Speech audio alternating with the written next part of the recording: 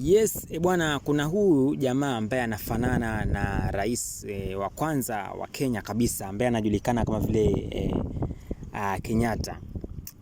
Jamaa ambaye alizua taharuki sana kwa sababu wengi walikuwa wanasema kwamba huyu atakuwa ni mtoto wa marehemu Kenyatta ambaye alifariki kitambo na ambaye alipigania nchi ya Kenya kupata uhuru.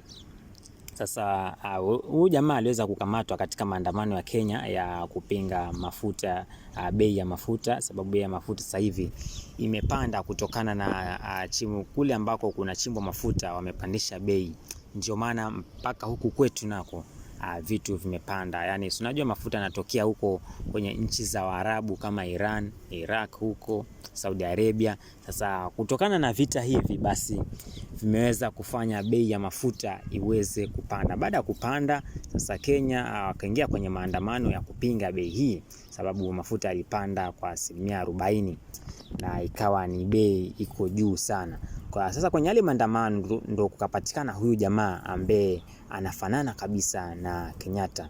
Wengi wanasema kwamba atakuwa ni mtoto wake marehemu Kenyatta huyu, watu waende wakapime DNA. Lakini sidhani kama ni mtoto wake sababu mbona huyu anakaa mzee kuliko hata Kenyatta mwenyewe.